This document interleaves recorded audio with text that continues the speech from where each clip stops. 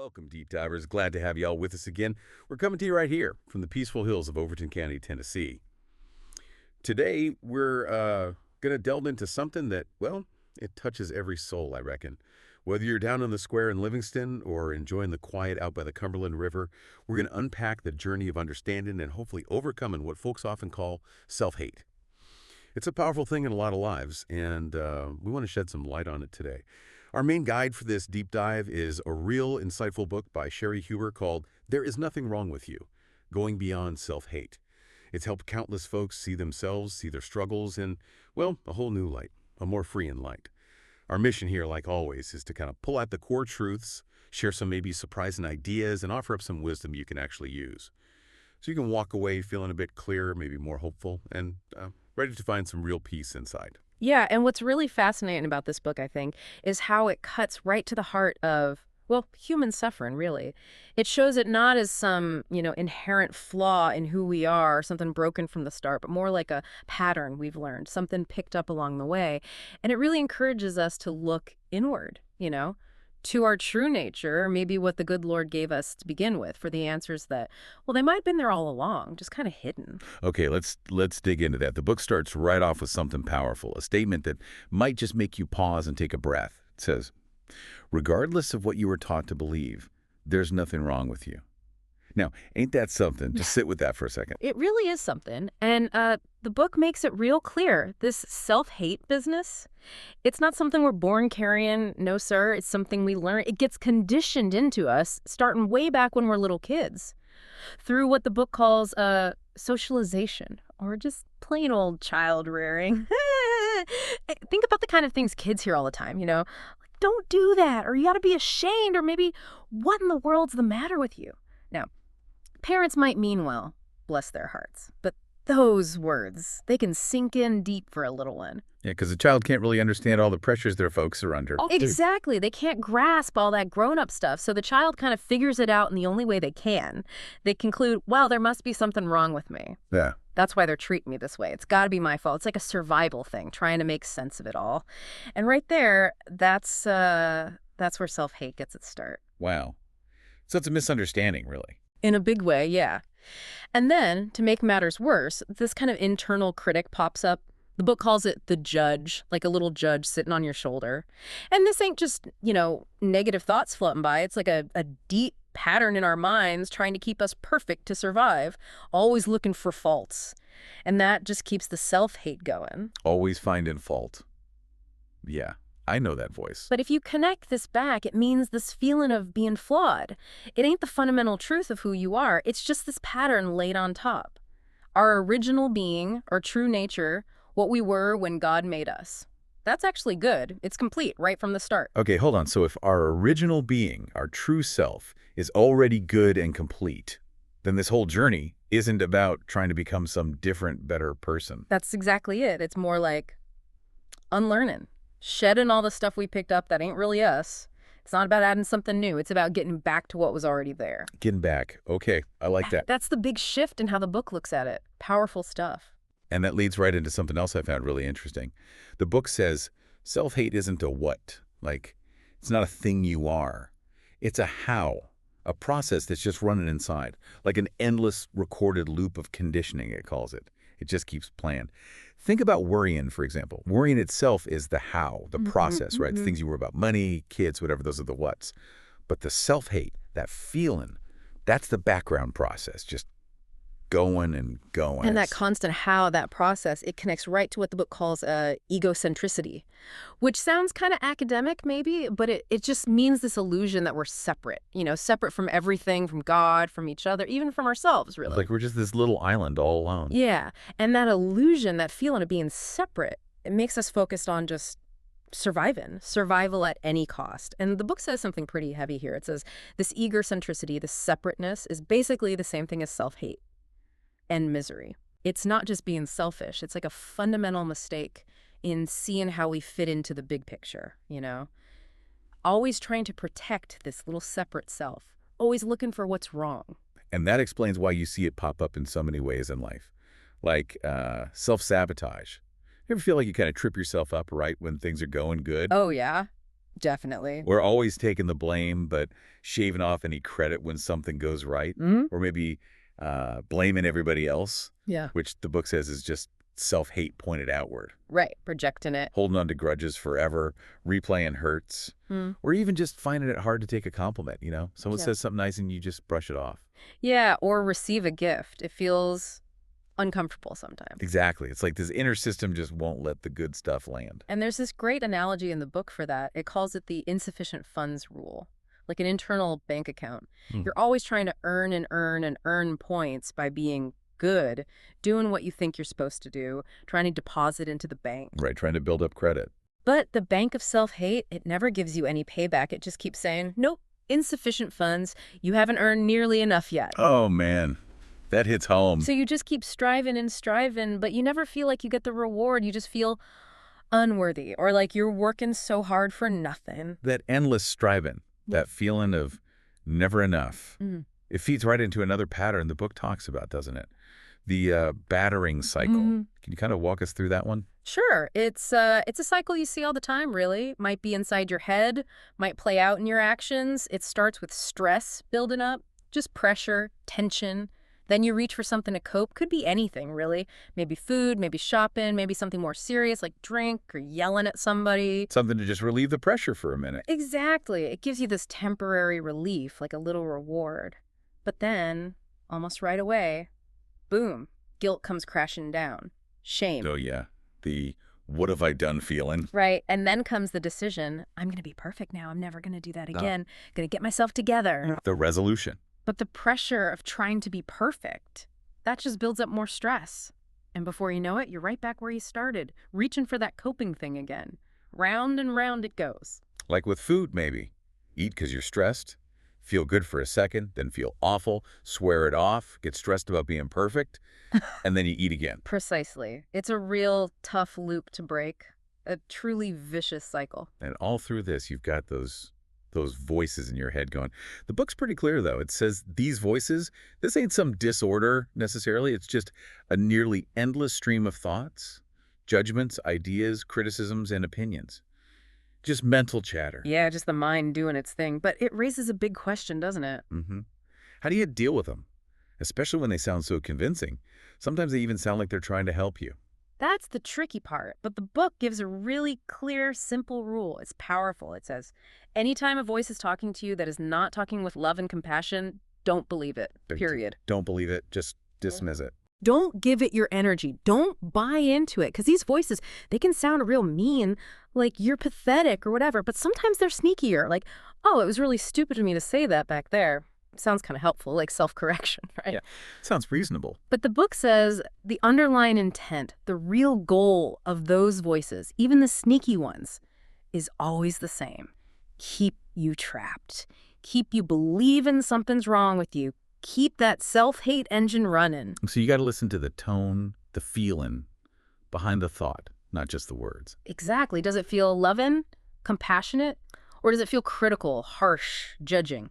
That's the key. Okay, so what do we do with all this? What's the practical step? Where do we even start? The book says the bravest first step, the most courageous thing you can do is just stop the beatings. Just decide to stop believing those hateful voices. Stop acting on that self-criticism, like telling that inner bully, enough. And that takes real courage, a tremendous amount. Because that self-hate pattern, it ain't going to go quiet, no, sir. It'll fight back. Yeah. It'll likely kick up a fuss, manifest as, well, maybe real fear, terror even. It'll tell you, you're going to die, or your whole life's going to fall apart if I'm not here keeping you in line. It thinks it's protecting you with its judgment. Wow. It's intense, so it feels like losing control. It does. But the real point of stopping the beatings is to prove something to yourself. To prove that your basic nature, your God-given nature, is goodness. That you don't need that harsh judge to survive or be okay. So it's about trusting that deeper goodness. Yeah. And tied to that is acceptance. The book says, not wanting to be how you are is one of the most significant aspects of self-hate. Yeah. But when you can start to accept yourself, truly accept just as you are right now, you start to see deep down that there's nothing wrong that needs to be changed, fixed, worked on, or otherwise improved. Okay, but hold on. How do you just accept things about yourself that maybe you've been told your whole life are, well, wrong? Things you feel ashamed of. That sounds hard. Real hard. It is hard, monumentally hard sometimes. And that's where the next piece comes in, and it's maybe the most important piece. The book says the only way out of all this suffering is through the doorway of compassion. Compassion. Yeah. And this ain't just being nicey nice or polite on the surface. This is real unconditional love and acceptance, the kind that comes straight from the heart, the kind that recognizes we're all connected, all children of God, really. Agape love, maybe. You could say that. A deep unconditional kindness.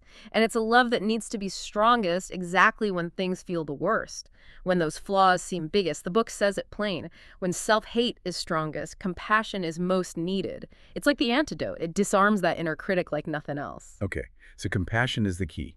How do we cultivate that, especially towards ourselves? The book talks about presence, right? Yeah. And meditation, being still, the sit-in practice. That's right. It's presented as a core tool, teaching us to just sit still and pay attention, to notice the thoughts, the feelings, the sensations in the body without judging them, and crucially, without reacting to them. Just watching them float by, kind of. Yeah. And the book explains that when you don't react, when you don't feed those old patterns with your energy, well, the very energy, the karmically conditioned force that is behind them, begins to have to feed on itself. It starts to dissolve, lose its power over you. Like letting the fire burn itself out because you stop throwing logs on it. Exactly. Think about sitting in meditation. Maybe you get an itch. The habit is to scratch immediately, right? Yeah. But in the practice, you learn to just notice the itch, observe the sensation without scratching, or maybe sitting through some physical discomfort. You learn you won't actually die or go crazy just by letting something be, by not reacting instantly. You prove it to yourself. You do. And the book emphasizes always coming back to the breath. That's your anchor, bringing you back to right here, right now, dropping all the stories, all the commentary, just breathing. And in that space, you can find that unconditional love that's always underneath it all. Now, this next idea, this one really flipped things upside down for me when I read it. The book says, get this, it isn't actually possible to make mistakes. Ooh, yeah, that's a big one, isn't it? It is. It sounds kind of crazy at first. But the idea is that every single thing that happens, even the stuff that doesn't go like you plan, the stuff you call a mistake, it's actually just learning. An opportunity. Yeah, an opportunity to learn, to move towards being clear. It's not a failure that deserves punishment. And the author uses that beautiful example of her little boy, Evan, learning to walk. Remember that? Oh, yeah. Falling down constantly. Right. But every tumble, every wobble, every fall, that wasn't a mistake in his learning. It was part of the learning. Just him figuring out balance, how to move. It reframes everything, doesn't it? It really does. Takes the sting out of messing up. If you see it as just feedback, information. Exactly. Not a judgment on your worth, just data for the next step. If we could approach life like that, think how much less self-judgment there'd be. It ain't about avoiding responsibility, mind you. It's about changing that internal reaction from beating yourself up to being curious. Okay, what can I learn here? Okay, so let's connect back. If this self-hate thing started way back when, maybe because our needs weren't fully met by our parents or caregivers, how do we heal that deep wound now as grown-ups? Yeah, that's a crucial question. And the book gives a clear answer. It says we have to become our own best friend. We have to learn to give ourselves that unconditional love, that acceptance that we might have always been looking for from somebody else. Be our own loving parent, kind of. Exactly that. It involves really embracing that inner child part of us, the part that was maybe taught it was bad or not good enough, loving that little one within. The book calls this the first giant step towards selflessness, which sounds maybe backward, but it means moving away from always needing something from the outside to feel okay. Right, because you're providing it for yourself. Okay. And the book uses that model like circles inside circles to show the path. Right, the concentric circles. At the very center, the heart of it all is our true nature, pure goodness. Then, wrapped around that, are layers. A layer of fear, then a layer of self-hate built on that fear. And on the very outside is our personality, all the ways we learn to cope, to navigate the world, often driven by that fear and self-hate. Masks. Yeah, kind of like masks or strategies. And the journey, the path, is about moving inward through those layers, peeling them back, and realizing that every single step you took, even the struggles, the times you felt lost in the outer layers, all of it has been on the path leading you back home to that true nature. Nothing wasted. Yeah. It was all part of getting there. Precisely. Okay, so this is all deep stuff. But the book also gives some real practical things, like daily practices people can do to actually challenge the self-hate and build up that self-compassion. It mentions one tool it calls the best tool, the recording and listening practice. What's that about? Oh, this one's powerful. It's about actively rewiring your brain, really. You know how those negative loops play? This is about creating new loops. You actually record yourself saying the things you've always longed to hear someone say to you. Things that affirm your goodness, your worth, like you are loved just as you are, you're doing the best you can. Real heartfelt stuff. Wow. You record yourself saying nice things to yourself. Yeah. Or you can write them down, like love letters to self, and record those. And then the key is you listen to it Right. regularly, daily if you can. You're literally feeding your mind, your heart, messages of compassion and worth, overriding those old tapes. That sounds maybe a little awkward at first, but I can see how it could work. What else? Daily acts of self-kindness. Just commit to doing at least one kind thing for yourself every day, even if it feels kind of silly or self-indulgent at first, because maybe you're used to being harsh. Make yourself a nice cup of tea. Take 5 minutes just to breathe. Listen to music you love. Build that habit of self-care. Small things count. Absolutely. Another one is putting pictures of yourself as a little kid somewhere you'll see them often. On the fridge, by your bed. Looking at that little face can stir up real tenderness, real appreciation for that innocent part of you that deserves love. Oh, yeah. So sweet. And then when you notice a self-hating thought pop up, instead of getting sucked in, maybe even record a quick voice memo reminding yourself of the truth. That's just the self-hate talking. I don't have to believe it, but the book stresses. Never record a self-hating message. Don't give that voice any more airtime. Reinforce the positive, the true, not the old lies. Exactly. And finally, it really emphasizes making time for quiet and solitude each day. Preferably medication, like we talked about. Just being present with yourself without distractions. That's where you can really connect with that deeper self. Okay, so these are real, tangible things folks can try, not just theory. Definitely. They're simple practices, but doing them consistently. That's where the transformation happens. Choosing again and again to step off that old path of self-hate. Well, as we start to wind down this deep dive, folks, we truly hope you've caught a glimpse of the kind of shift that's possible here. Going from a life kind of run by self-hate and criticism to one that's, well, filled more with freedom and compassion and, yeah, even joy. And this ain't just pie-in-the-sky stuff, y'all. It's a path you can actually walk. Right here, right now. Yeah. And maybe let's leave you with one last thought from the book. It's pretty profound. It really speaks to the heart of it all. It says, the moment there's nothing left of you but compassion, you are the doorway. The door is wide open and you are free. Nothing left but compassion. That's something to ponder on. Folks, this journey of finding out who you really are, learning self-compassion. It ain't just for monks up on a mountain or scholars in libraries. It's for every single one of us. Right here in Livingston, down in Rickman, over by Standing Storm Park, wherever you call home here in Overton County or beyond. This kind of wisdom, born from quiet reflection, it can light up our lives.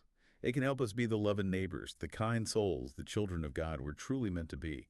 So, we invite you to mull over these truths.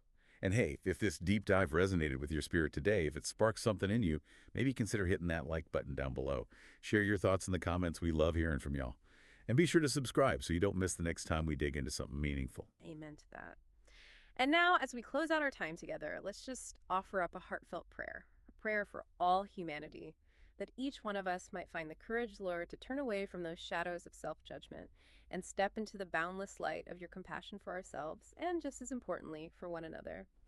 May your peace settle in every heart, and may understanding guide every step we take. And to all you good folks tuning in today, whether you're listening on the drive to work or maybe while you're out tending your garden or just sitting peaceful on your porch swing, bless your hearts. Yeah. Thank you kindly for joining us on this deep dive into what truly matters. We're mighty grateful for your company. Until next time.